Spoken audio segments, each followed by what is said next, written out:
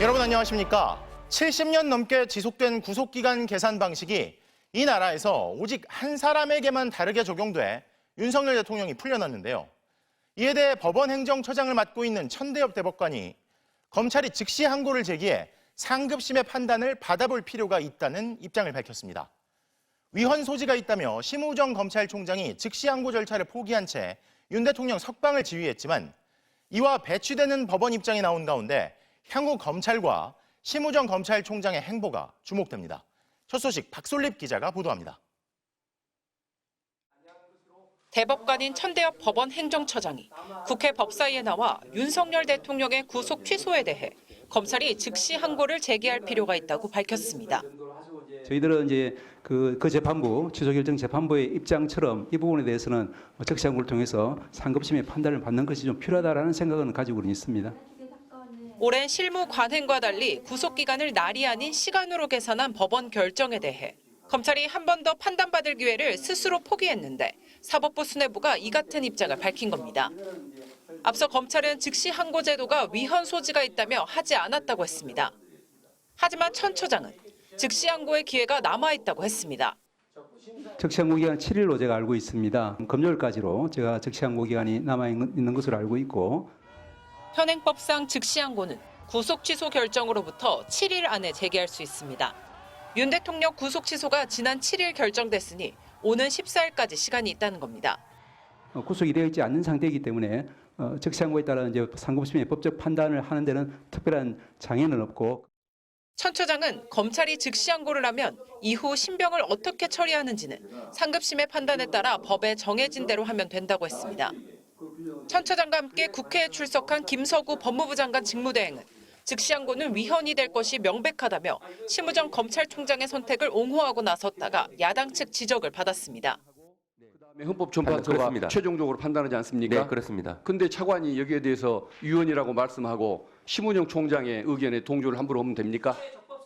사법부 수뇌부의 한 명인 법원 행정처장이 상급심의 판단이 필요하고 기간도 남아있다고 공개적으로 밝히면서 검찰의 윤 대통령의 구속 취소에 대한 즉시 항고 포기는 새 국면을 맞게 됐습니다. MBC 뉴스 박솔립입니다. 윤석열 대통령은 거대 야당 때문에 자신의 뜻대로 국정 운영을 하기 어려워 비상계엄을 선포한 것이라고 주장했습니다. 이를 알리는 국민 계몽을 위해 군을 동원했다고도 했는데요. 그런데 윤석열 대통령이 실제로는 취임 이듬해부터 계엄을 준비했다는 의혹을 MBC 취재진이 확인했습니다. 계엄 선포 절차를 규정한 매뉴얼에서 합참의 역할을 빼버리고 국방부 장관과 대통령이 손쉽게 계엄을 선포할 수 있도록 절차를 완전히 바꿔놨던 건데요. 조희형 기자가 단독 취재했습니다. 윤석열 대통령 취임 이듬해인 2023년 6월 28일, 군의 계엄 실무 편람이 대폭 수정됩니다. 계엄 실무 편람은 계엄 선포부터 해제까지의 절차를 실무적으로 규정합니다. 12.3 내란 당일 계엄 사령부도 이 책자부터 찾았습니다. 국회의 계엄 해제 가결, 그러니까 의결이 되고 나서 계엄 실무 편람을 펼쳐서 계엄법 11조에 지체 없이 계엄을 해제한다라는 문구를 계엄은 전쟁이나 소요 같은 국가 비상사태에만 선포할 수 있게 법으로 규정돼 있습니다. 그래서 지금까지는 군 작전권을 가진 합참이 계엄 선포를 판단해 건의하게 돼 있었습니다. 그런데 윤석열 정부가 합참의 역할을 아예 없애버렸습니다. 대신 국방부 장관이 총리를 거쳐 대통령에게 계엄을 건의하게 바꿨습니다. 국방부 장관과 대통령이 계엄을 사실상 주도할 수 있게 만들었습니다. 실제로 내란 석 달 전 윤 대통령은 취임 1년도 안 된 신원식 국방장관을 교체하고 그 자리에 김용현 경호처장을 임명했습니다. 합참의장은 계엄을 전혀 몰랐다고 했습니다. 기상계엄을 보고를 받았을 때 첫째 물은 그거였습니다. 무슨 사항이냐, 무슨 말이냐 물었습니다. 그래서 이뿐이 아닙니다. 원래는 합참과 국방부 검토를 거친 계엄 건의가 국무총리에게 넘어가고 이후 국무회의와 국가안전보장회의, NSC를 거친 뒤 대통령은 이를 최종 승인하도록 돼 있었습니다. 그런데 윤석열 정부는 이를 국방부가 총리를 통해 대통령에게 건의하면 대통령이 국무회의와 NSC를 거쳐 선포할 수 있게 바꿨습니다. 국무회의와 NSC의 심의를 형식적 절차로 바꿔놓은 것입니다. 이렇게 하고도 윤 대통령은 국무회의 의결도 없이 불법적으로 계엄을 선포했습니다. NSC 역시 열지 않았습니다. 윤석열 정부는 계엄 선포를 국회에 통보하도록 규정한 것을 통보한다고도 바꿨습니다. 공식적인 절차를 갖춰야 되고 법률적 효력이 발생하는 것, 그것이 통보이고, 통보는 사실상의 알림에 그치는 용어. 통고를 통보로 바꾸고는 국회에도 알리지 않았습니다. 계엄 선포 절차를 뜯어 고치고도 이조차 지키지 않았습니다. 합참은 계엄 절차에서 완전 배제된 이유는 합참이 계엄을 실행하는 곳이지 검토하는 기관은 아니기 때문이라고 밝혔습니다. 그리고 통고를 통보로 바꾼 것도 오타로 인한 단순 실수라고 해명했습니다. MBC 뉴스 조희영입니다. 그런데 군은 계엄 선포를 쉽게 할 수 있도록 이렇게 절차를 완전히 바꾼 계엄 실무 매뉴얼을 극비로 관리하라고 지시했습니다. 그리고 바꾸기 전의 매뉴얼은 서둘러 파기하라고도 했습니다. 바뀐 계엄 실무 매뉴얼을 무슨 이유에서인지 꼭꼭 감추려고 했던 건데요. 이어서 김세로 기자의 단독 보도입니다. 12.3 내란 한 달 전인 작년 11월 4일 합동참모본부가 계엄과 직접 관련된 31개 부대에 공문을 내려보냈습니다. 제목은 계엄 실무 편람 표기 및 관리 지침. 계엄 과정에서 합참이 완전히 배제되는 것으로 간소화된 계엄 매뉴얼을 비공개 처리하라는 것입니다. 표지 맨 앞엔 문서를 받은 부대별 사본 번호까지 매기고 1과 이후엔 서류함에 잠금 보관하라며 보안에 극도로 신경 썼습니다. 바뀌기 전 매뉴얼은 파기하라고 지시했습니다. 보름 안에 파기하고 조치사항을 보고하라고도 했습니다. 계엄 업무 담당자들이 업무를 위해 보는 매뉴얼을 기밀로 지정하고 이전 매뉴얼은 완전히 파기하라고 한 것은 처음입니다.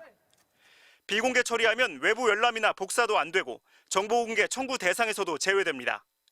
군은 지난 2016년과 2018년, 2021년에도 계엄 실무 편람을 개정했지만 이런 적은 없었습니다. 비공개 처리를 해야겠다고 했으면 2023년 개정할 때 검토가 됐었어야 되는 부분인 거겠죠. 관리하지 않고 있다가 이제 이 내용 고쳐가지고 써야겠다. 그래서 그 순간에 비공개 검토를 해가지고 지시를 한 거라고. 합참의 공문을 받은 계엄 관련 부대들은 곧바로 조치사항을 보고하기 시작했고 기밀 지정과 문서 파기는 계엄 닷새 전에 마무리됐습니다. 합참은 계엄 실무 편람은 원래 비공개 대상이어서 이를 표지에 표기하라고 한 것뿐이라고 해명했습니다. MBC 뉴스 김세로입니다. 탄핵 심판에서 복귀한 이진숙 방송통신위원장이 국회에 이어 법원 판결까지 무시하는 듯한 행보를 이어가고 있습니다. 상임위원 2인의 의결에 위법성이 있다는 사법부의 여러 차례 지적에도 불구하고 EBS 사장 임명 절차 등을 강행하고 있는 건데요. 이 와중에 특정 후보 내정설까지 불거지면서 전국 혼란을 틈탄 소위 알박기 인사란 비판도 나옵니다. 이용주 기자입니다. 이인체제 불법 방통위 EBS 장악 시도 중단하라! 방송통신위원회 앞에 모인 언론, 시민사회단체 관계자들이 EBS 사장 선임 절차를 즉각 중단하라고 요구합니다. 방통위는 이미 후보자 8명의 지원서를 공개했지만 이진숙 위원장과 부위원장 둘이서 임명을 강행하는 건 위법이란 비판이 높습니다. 방통위 2인 의결의 위법성을 지적한 판결들이 여러 차례 내려져 있는 데다 상임위원 5인 정원의 방통위에서 3인 이상이 의결에 참여해야 한다는 관련법 개정안도 최근 국회를 통과했습니다. 법에 명시된 의결 종족수를 충족하지 못한 상태에서의 임명은 그 자체로 무효하며 사회적 혼란만 가중시킬 뿐입니다. 그러나 이진숙 위원장은 자신의 탄핵소추안이 기각됨에 따라 2인 의결의 위법성이 해소됐다는 식의 일방적 주장으로 맞서고 있습니다. 이 판단들이 다 2025년 1월 23일 이전에 나온 판단들입니다. 더욱이 EBS 차기 사장에 언론 탄압 논란 이력이 있는 신동호 후보자가 내정됐다는 의혹까지 일고 있습니다. 이진숙 위원장이 MBC 임원이던 2013년 아나운서 국장이었던 신 씨는 공정방송 파업에 참가한 아나운서를 다른 부서로 방출했다는 비판을 받았고 2020년 총선 직전 MBC를 퇴사한 뒤 국민의힘의 전신인 미래통합당의 위성정당 비례대표로 출마했습니다. 방통위가 이런 인물을 중심으로 사장 선임을 강행하는 것은 EBS를 정권이 나팔수로 만들려는 의도일 뿐이다. 2인 체제 방통위는 또 박근혜 정부 국정농단 사태 당시 최순실 보도를 막았다는 비판에 휩싸인 인물을 KBS 감사로 임명했습니다. 결국 EBS와 KBS 장악을 위한 알박기이고 언론계의 내란 세력들을 키워가겠다는 거 아닙니까? KBS 전 감사는 신임 감사 임명의 무효 소송과 집행 정지 신청을 법원에 냈습니다. MBC 뉴스 이용주입니다. 지난달 초등학교 안에서 고 김하늘 양을 살해한 가해 교사의 신상 정보가 공개됐습니다. 경찰은 피해자의 범행이 계획적인 것이라고 결론 내렸습니다. 김광현 기자가 보도합니다. 대전의 한 초등학교에서 1학년 김하늘 양을 살해한 가해 교사는 48살 여성 명재환입니다. 경찰은 범행의 잔인성과 중대성을 고려해 명 씨의 신상정보 공개를 결정했습니다. 명 씨가 공개 결정에 대해 이의가 없다는 의사를 밝히면서 유예기간 없이 신상정보가 즉시 공개됐습니다.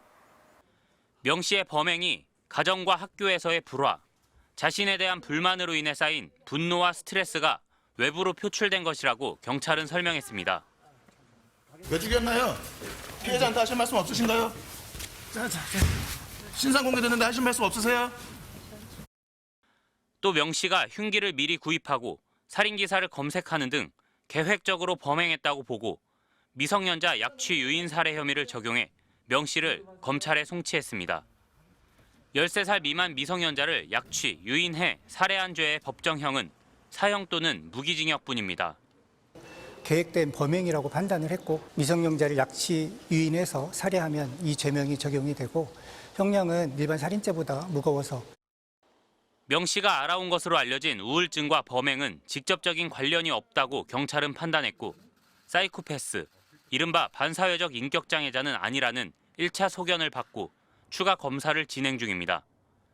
경찰은 이번에 공개된 정보 이외의 신상이나 가족 등 주변 인물을 공개하는 행위는 처벌될 수 있다며 주의를 당부했습니다. MBC 뉴스 김광현입니다.